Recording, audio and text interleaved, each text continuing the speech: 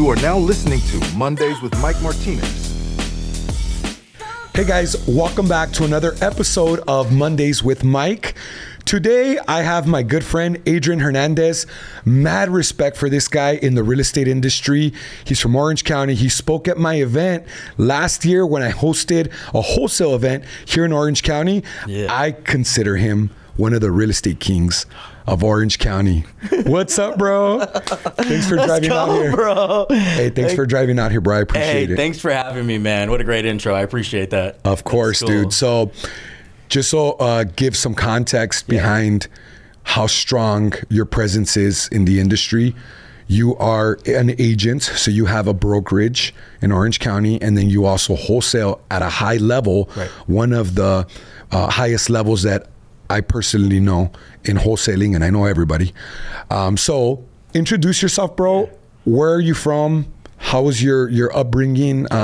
What did that look like growing up? Yeah, absolutely. What's going on, guys? My name's Adrian Hernandez. Originally from here, originally from Fontana.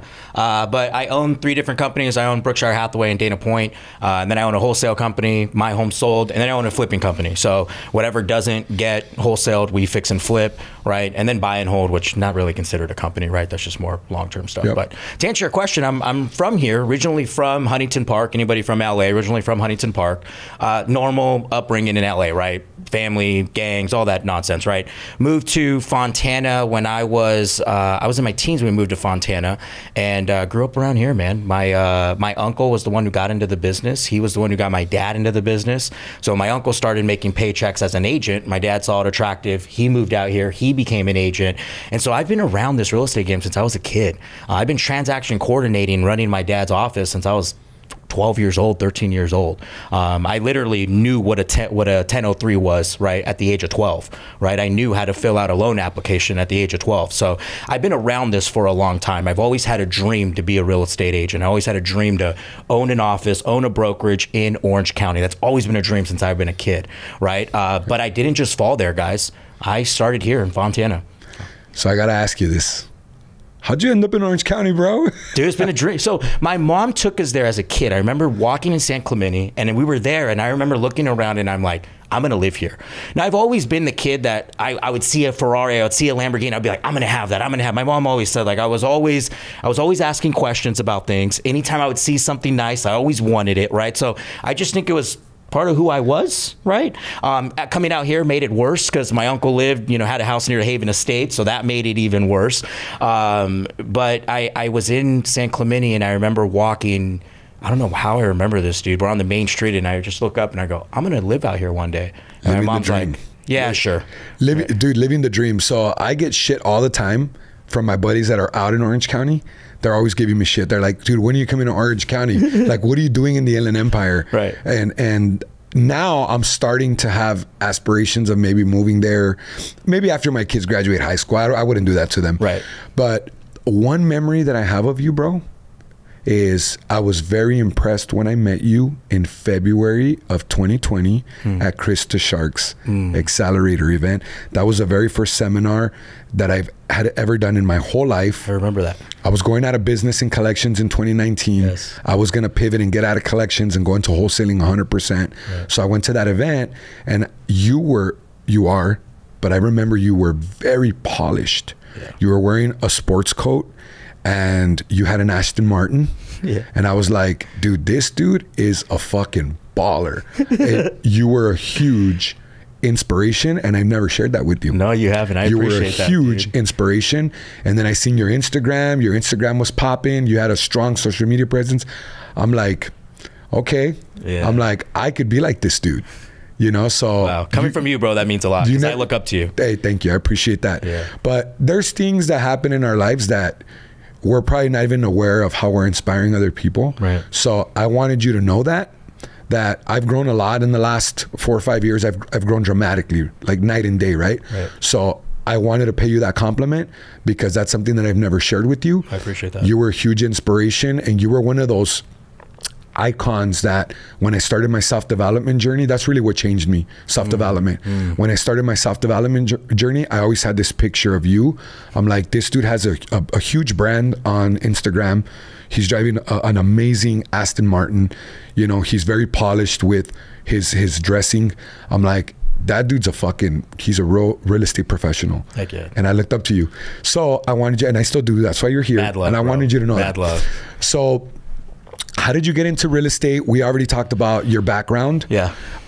When you got into being an entrepreneur, what did that look like? Did you start as an agent? Do you consider that a real businessman or a real entrepreneur as an agent? I thought I did. Yeah, I thought I did. So I knew what a real business was, right? But you don't know what you don't know, right? So I actually was going to become a firefighter. So I graduated in 2008 and the market crashed. And I'm like, dude, I don't want to do this. I saw my uncle lose everything, right? My parents were talking me out of it. So I go to Cal Poly and I start, not Cal Poly, Mount Sac, now Cal Poly. I barely graduated high school. I went to Mount Sac, the only school I can get into for firefighting, right? So I started taking EMT, started doing volunteer for wildland, right? And it just was not for me, dude. It was not for me. I hated it. Are you sure? I could kind of see you. No, bro. I wash my like hands. A firefighter, bro. I wash my hands 15 times a day, bro. I don't. All right. I'm out working on the car. I'll run back in, wash my hands, come back out. So it just wasn't. It wasn't for me. And I share that story because sometimes we got to go through something. We got to take a path to figure out where we want to go, right? And I'm grateful for that because that taught me what I didn't want. And what I knew is I had to be in sales. I was a natural salesperson since I was a kid. And when I was a little kid, I had a little $25 a ride on the back of my wagon. I would connect my wagon to my bike and I would drive around the street and charge kids 25 cents, right? So it's just what I did as a kid, bro. That's badass. So it's always been in me. So when I realized that firefighting wasn't working, my uncle still had a mortgage company at the time, and I'm there and I meet a guy doing collections. He was doing fixing credit repair. Yep. And so I started to work for him. That wasn't working. And then I'm at my uncle's office one day, and he has this guy, and it's very, very, very well-known broker at the time here, and he does his presentation, and I'm like, dude, I need to learn from this guy. Like, when you see somebody just doing it right, you're like, I got to learn from this guy. So I bugged him every day. Every day for weeks. And then finally he's like, you're not going to stop, huh? And he's like, all right, look, we'll do this. It was Southridge. He had a listing coming up. He goes, here's the stack of listings. I want you to go to this address and I want you to door knock the entire neighborhood and let them know this home's for sale.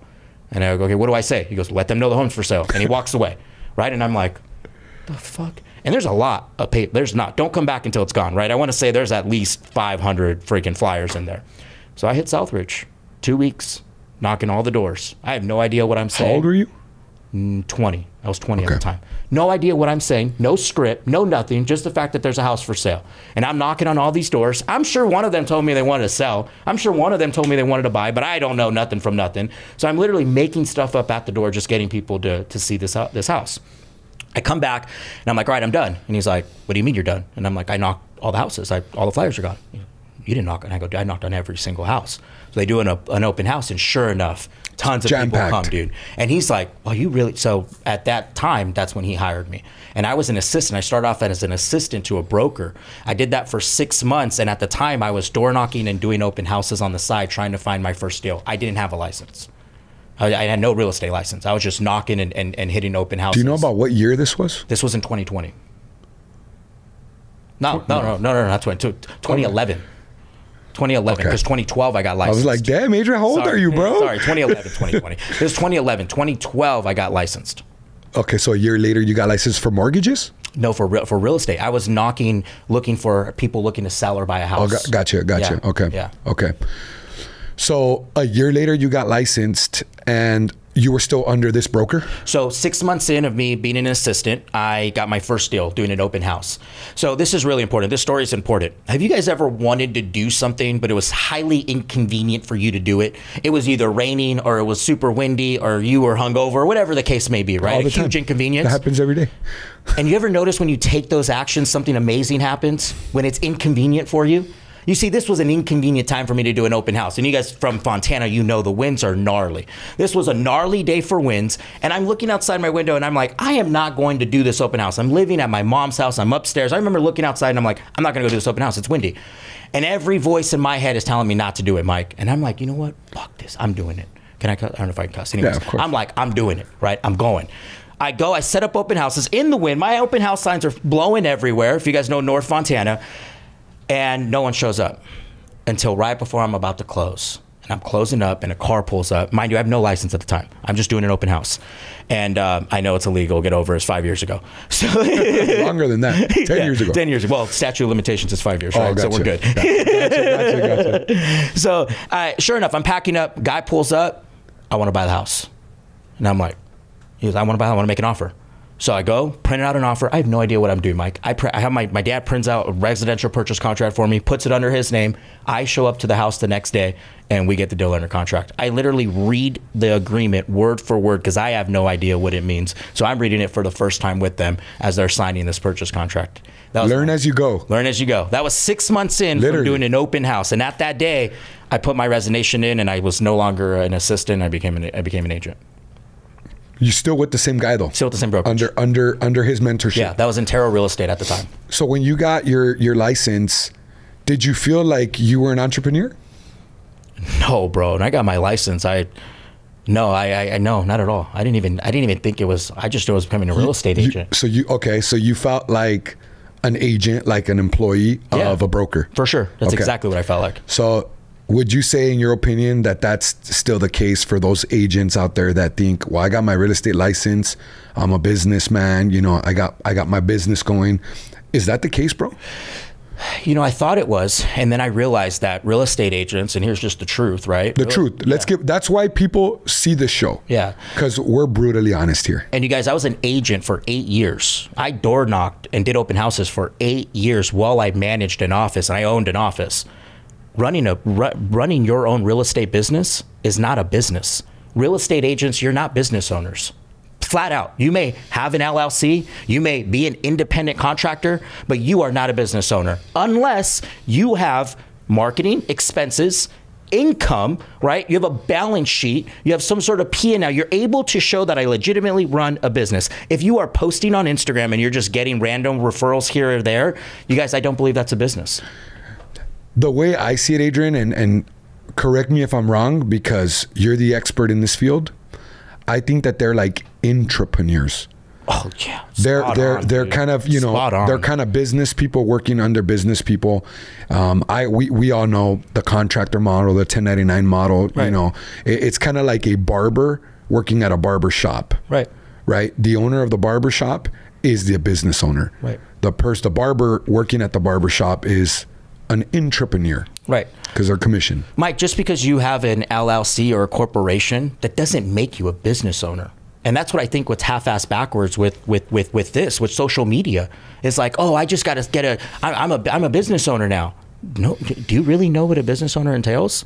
Right? Real business owners can barely sleep at night. Right? Real business owners, right, know what it's like to go every month like wondering, how the hell am I going to pay for marketing?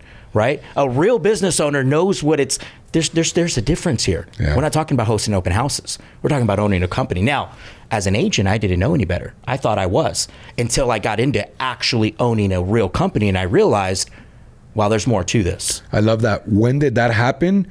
What did that look like?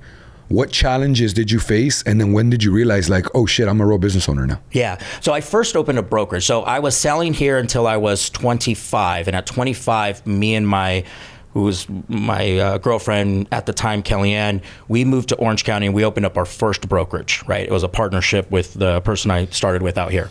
And I thought that was a real business, but I wasn't on the internal side of it. As you said, I was an entrepreneur. I was working for the business, right? It wasn't until 2019 that I broke off and I met Nick, and Nick and I decided, you know what, dude, let's go all in. Like there's something here that I realized I was a real business owner. And even then, Mike, it still took, I'm lying to you, it's not 19. It still took another year, 2020, 2021, that I realized this is a real business. Is that when you had marketing, or what, in your definition, I like how you gave that example about marketing. Is that what made it a real business, or what in your eyes makes it a real business if you're an agent or if you own a brokerage? Yeah. What makes it a real business in your eyes? When you start having real employees, when you start having real marketing expenses. What are real employees? Well, yeah, that's a timeout, right? Because having 1099s are not really real employees. Real employees, right? Having people on your team. having people helping you people grow your business, helping you grow your business, right? Number one. Number two, being able to have expenses, being able to have income, right? And then, I mean, on a business owner's level, you still have insurance, right? You have there's a lot to that, right? So for me, when I looked at it and I started to really look at this and go, I'm no longer in just an operator, I'm now an owner, things started to change, right? And that's where you have to ask yourself, are you an operator or are you an owner, right? Most of us are just operators. Yeah. So I'll give you my 2 cents, my humble opinion.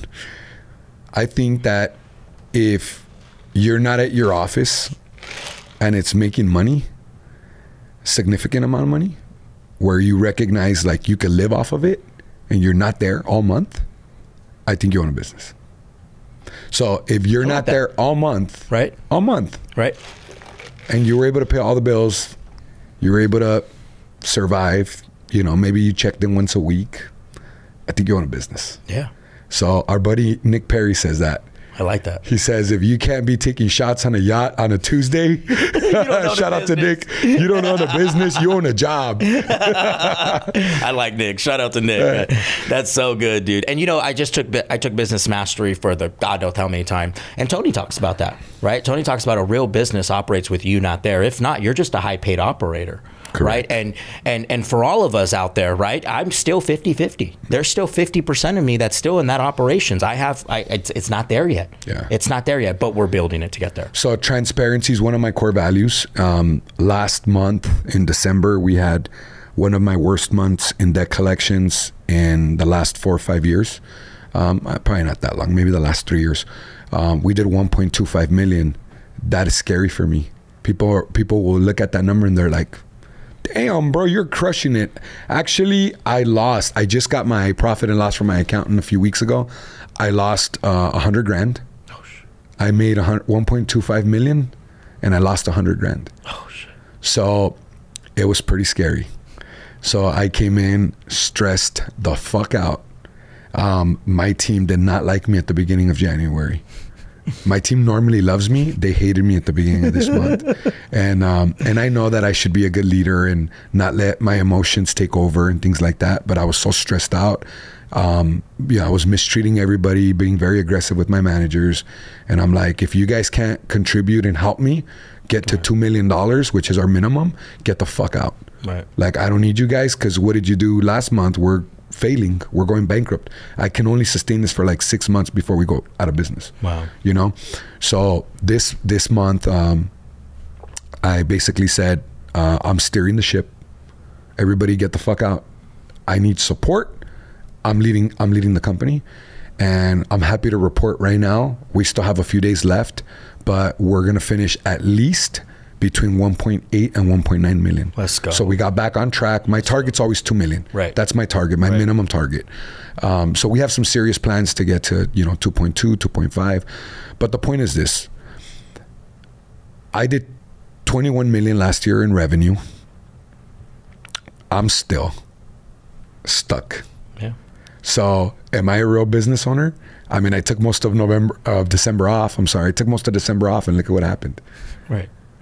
So it is what it is. But I just want to let you guys know, like, you might not ever be the perfect business owner. No, and none. And you guys, I'm not here to, bash on any real estate agents. If anything, I'm here to just have you guys be aware, right? Mm-hmm. Awareness is step number one, right? And then from there, figuring out what you need to do to build that business, yes. Right? So for all of us, I think marketing, without marketing and sales, right? Those are the two components to a business, right? There is no business. So for all of you agents out there, ask yourself, what is my marketing? What are you doing for marketing, right? And let me help you. It's not just reaching out to your past clients, right? It's being able to get in front of the public eye. We recently went from all outbound to all inbound, and it's a completely different world, right? And so for agents out there, just look at that, look at your sales operations and ask yourself, am I an operator or am I an owner? And if not, what is the path to get me to become an owner? What do I need to do? The first thing that I'll say, just for a nugget for all of us, is we have to find a way to replace ourselves. The first thing I did as an agent was found someone else that can come in and help me cold call, help me door knock, because I can only get so far alone. Right. So I love that quote by, I believe it's Robert Frost. If you want to go far, go alone. Or if you want to go fast, go alone. If you want to go far, go with others. Yep. Right. And it's actually not a Robert Frost. It's an African proverb. So here's the deal, bro. Another thing that they should probably be aware of is consistency, Right. and targets. 100%. So let's use an example. What is your monthly target? What is your quarterly target? And are you consistently hitting those targets? 100%. So if you say, I'll give an example. A lot of people, I don't talk about our wholesale company anymore, really, because I am 100% not involved. Wow. Natalie, my wife, is my chief operating officer of our debt collection organizations. She's a fractional COO, and she's a full-time CEO and operator of our real estate wholesale company. So our target is $150,000 a month of revenue. That's our target. We have trouble hitting that every month. We do have trouble hitting it, but we are aware of the target. None of our managers get bonuses if we don't hit our target. Right. Because what are they doing to contribute to that number, right? And then we check it. In real estate, it's important to check it, in my opinion, on a quarterly basis. Right. Because you can have a $200,000 month. It's just real estate. It's just how it is. Mm-hmm. You can have a $100,000 month, and then you can have a $150,000 month. That means that your average was $150 that quarter. Right. So are you consistent hitting your targets on a monthly and quarterly basis? Right. What do you think about that with operating a real business? Yeah, no, I think it's huge, especially when you're spending money, right? I liked what you said in real estate, that 90, you got to give it some time, right? Because there's times where you'll kick off marketing and it doesn't perform till 2-3 months in, right? But I think that's huge, is being able to look at what are the indicators that are moving, right? And then being able to check in and, like you said, hold everybody accountable to that, right? I love what you did with your team, right? Probably, could have went a different approach, maybe not, right? But I do the same thing. When we're having a bad month, I'm walking in and I'm going, hey, who's saddling up around here? Like, what are we doing? This company's made to make money, not lose money, right? So, but being able to look at that, being able to have those targets, we have the targets, we have daily targets, we have weekly targets, we have monthly targets. And if you don't hit that, we're going to have a serious conversation. And I think that has to do with being a business owner too. Right. Just having that mindset. It's like we operate here off of targets, consistency, metrics, KPIs, what's working, what's not working. Right. And then growing. They say, I love Brandon Dawson. He always says this. He's like, if your business is not growing, it's dying. Yeah. Or I just talked to a business owner I did a podcast with. I'm like, look, dude, if you're doing $1 million last year and you're doing $1 million this year, you're doing $1 million next year, you're not growing, you're dying because of inflation. Yep. So people don't even think about that shit. No. So there has to be year over year growth. There has to be, or why are we doing this? Yeah. Right. And then to add on this, for all of you business owners, regardless of who you have working for you or not, at the end of the day, it's your responsibility. And this is the other thing I see agents have a hard time or struggling with, is that they blame everybody else but themselves. You're the business owner. It's your responsibility. Okay, your team member didn't perform. That's your fault that you didn't train them correctly, right? You can blame them all they want. You're the owner. So one thing my coach taught me is always take responsibility. No matter what happened, you're the owner. You take responsibility, right? Did someone fail to do their job? Yeah, they could have. But did you hold them accountable? It's still your fault. Yeah. And that's why when we had a bad month last month, I wasn't mad at everybody else. I was mad at myself. Right. I went to Egypt for our Christmas party out there. I don't even remember what I did yesterday, but I did a lot of traveling in December. I was very disconnected, right. And I was trusting that, the team, like, they got it, because I had been able to been absent before. I went to Europe during the summer for 3 weeks, right. And like they hit a crazy number. I think we hit like 1.9 without me even fucking checking in. Right. So I'm like, they got it. I know it's December, but they got it. They got it. So I took my eye off the ball, and look what happened. So I was not mad at them. I was mad at myself. Right. I was just kind of taking it out on them a little bit. But what happened is they lit the fire, and they know, like, hey, the boss is looking at us right now. We gotta hit our calls. We got to have our money collected per day. We got to hit these targets. We got to fire the people that are not performing because they're a will issue, not a skill issue, right. Or whatever. Right. So, but to your point, Mike, that's how we get there. Mm-hmm. We got to be able to have those. Oh, I took off a month. This didn't happen. What do we need to regroup? What do we need to fix? Who do we need to get in place so this doesn't happen again? Yeah. Right. We're all. I think a lot of business is also, I love what Wayne Gretzky says, is playing where the puck is going, not where the puck is at, right? So for all of us, it's like, what are you anticipating could happen? When you have a new hire, what can possibly happen? And are we preventing that from happening, right? Damn, that's really good. I had not heard that one. Oh, it's huge. Tony talks about it all the time. You guys know, if anybody follows me, I'm huge into Tony Robbins. I've done I don't know, I've spent more money than I have on my damn house than I have with Tony that I have on my house. These little nuggets, right? These little nuggets. So for all of you guys, right, to this point is go find somebody to model. Right, go find somebody to model. If it's a business owner, I love that you're part of 10X, right? Yeah. I love that you're part of Brandon's community, Grant's community. I mean, just that alone, the proximity, dude, you're a completely different human being than you are today a year ago, right? And look at the people you're around all day, right? I'm always showing my wife, I'm like, look who they're with. Like, look, it's that. I'm landing right now for a collection agency, one of the biggest bail bonds companies as a client in the country. And that relationship came from a 10X buddy that I have that's in the Business Mastery Leadership Program. He's operating at a very high level, and I'm doing business with him on some AI technology, and he did the introduction. So because of that, I'm landing a huge client, like a whale. So let's talk about real estate agents versus wholesaling really quick. Yeah. And we won't spend too much time on it because, you know, a lot of people probably don't even know what wholesaling is, but this is targeted towards those people that maybe want to start a business and don't know like where to get started. Wholesaling is a great business to get into real estate without a lot of crazy money. And then for agents, being able to pivot over to being wholesalers. Right. So what do you think about that? Like, what was your experience? Yeah, so I experienced both sides, right? And my advice to agents is learn how to be a hybrid agent. Learn, like, that's what we do, right? And that's what I call it. I call it a hybrid agent. I had a hybrid community for a long time. I stopped that, but it's being able to, yes, work with buyers and sellers, but being able to provide options and opportunities for a homeowner. That's really what we're doing here, right? I really don't count ourselves as wholesalers anymore. Like, our focus is to help the homeowner sell their house. And if we buy it, great. And if we don't buy it and we help them sell it another way, great. But our job is to get that home sold, regardless of how that happens. So when I go to an appointment, and for agents out there, for all of you, when you go to an appointment, don't just give them the listing route. Give them other options. Hey, I noticed that the house may not qualify for financing. I'm curious to know, have you thought about a cash offer? Would you take a cash offer from an investor? And if that doesn't work out, then what do you want? And then I can list it.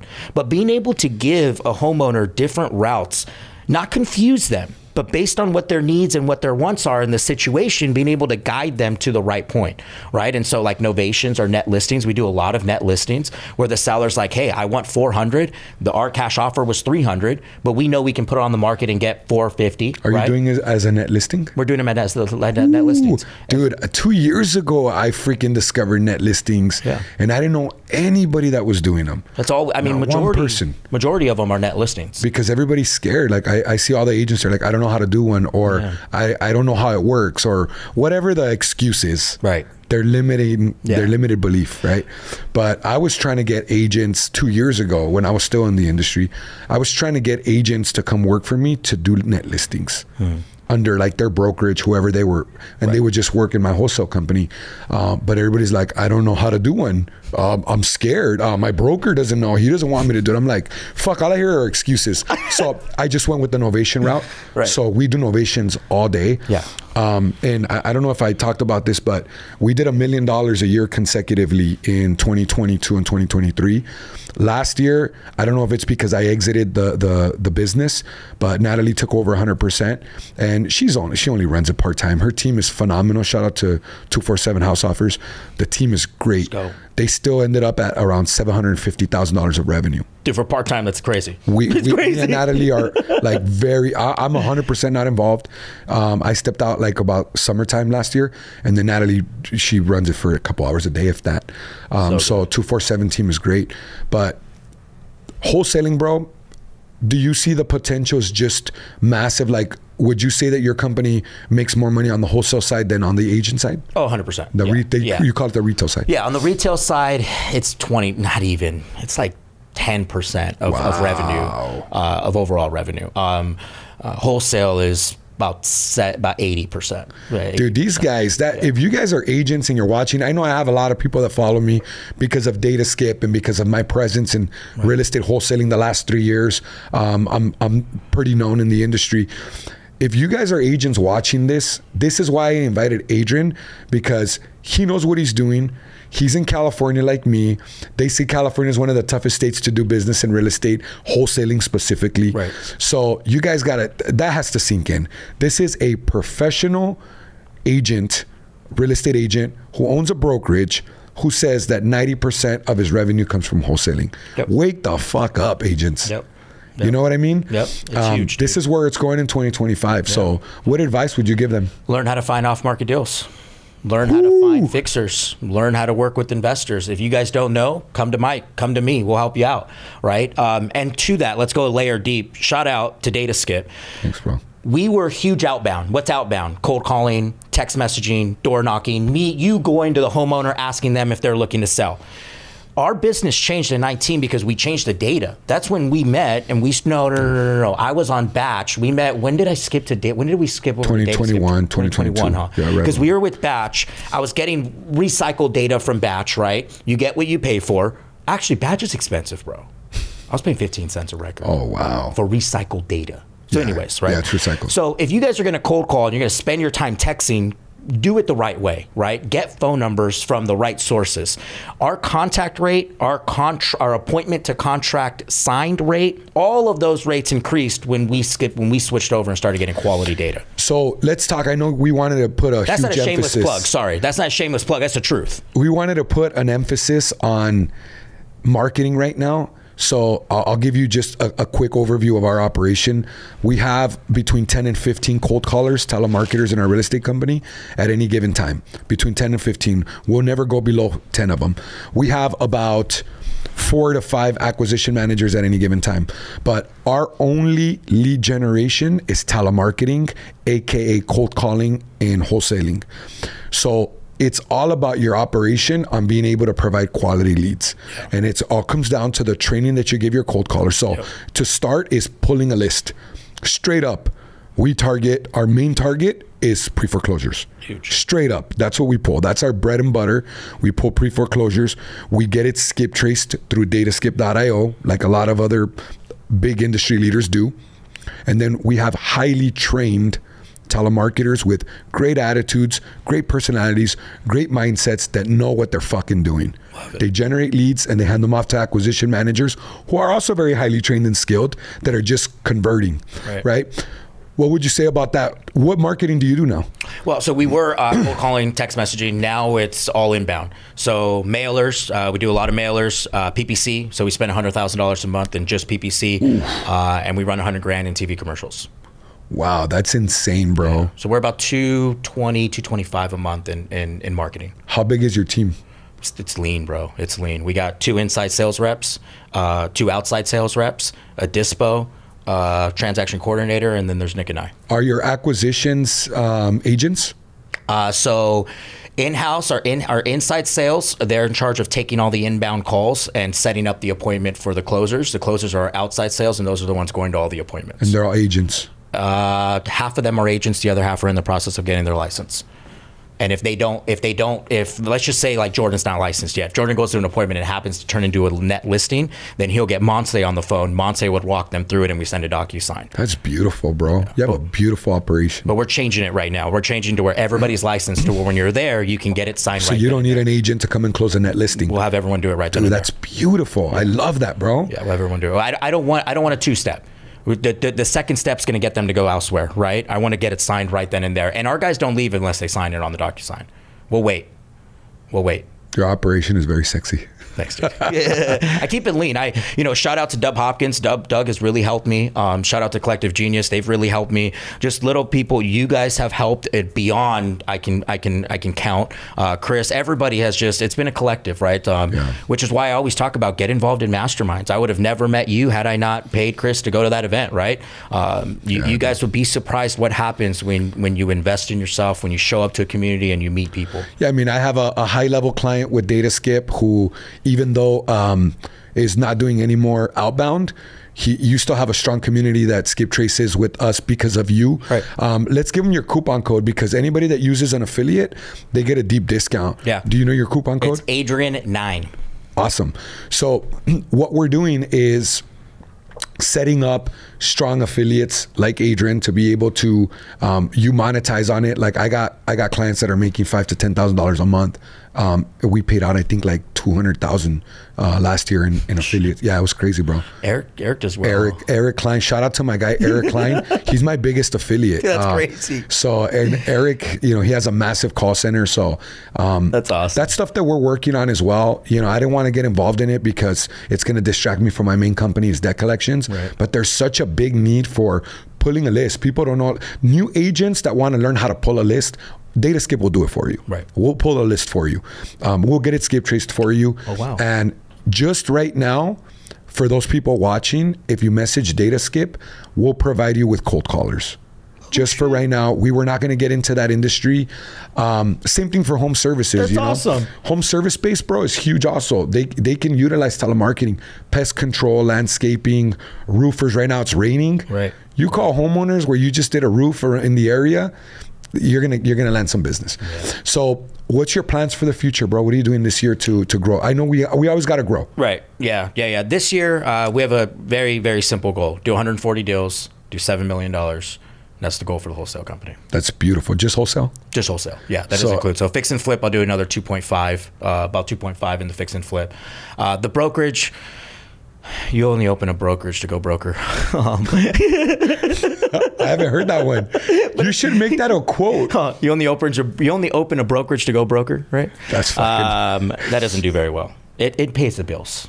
I mean, dude, if you're doing $7 million and you're saying that 10% is retail, then it's like what, 700K, maybe 1.4. It's not a lot. Yeah, I mean, I have agents on that side, and shout out to Susan and shout out to John. They run it. And if you agents are out in Orange County, you guys want to learn how to do both, and you want a great brokerage, we're on the island in Dana. Dude, you got to come check out our office. It's beautiful. But yeah, any of you guys agents, you know, they're there. Let us know. But it's the focus is wholesale. The focus right now, and I don't even want to say wholesale. The focus is we want to be the largest home selling / buying company in California. Solutions. And there's one company that, you know, we gotta chase down, and we'll eventually get there. But for us, it's all about marketing spend. So we're at 250. Our plan is to dump another 200. We want to get to $500,000 a month in marketing. When we do that, we know we'll have a good $1 million months, and at that point we get to 12 million. So we're gonna see 7 million take us to the end, and then next year is a goal for 12, $1 million a month. That's freaking amazing, bro. And I know that you're going to hit your targets. I like to maybe do this again at the end of the year to see where you landed, to see what your growth was. Where can people follow you, bro? Yeah, Instagram, guys, at Adrian Hernandez, and YouTube. Coming back on YouTube, just type in Adrian Hernandez Real Estate to pop up. So, dude, thank you again for taking the drive all the way from Orange County. I know it's crazy in the mornings in California to get out here. It's all good. Hopefully, and I know right now you won't get traffic going back, but dude, I really appreciate you, bro. I'm very proud of you. I'm excited to see your growth and your company growth, and I'm gonna take you up on that Dana Point visit. I'd love to just get out there and just go hang out. Let's do it. We'll grab some dinner. Maybe grab a margarita that we were just talking about earlier. Chips and salsa. Chips and salsa. Thanks, Adrian. I appreciate you, brother. I appreciate you having me on, guys. We'll see you. Yeah. We'll see you. And thank you. Guys, listen, make sure that you like, you follow, you subscribe, and we love those comments. Make sure you guys go follow my guy, Adrian. Mad respect and love for this guy. He's fucking blowing up. I've seen his growth crazy in the last, just like my growth in the last few years. Yeah. And this is how we do it. Keep learning, keep getting those gems and those nuggets from us. And we'll see you guys next time on Mondays with Mike. Let's go.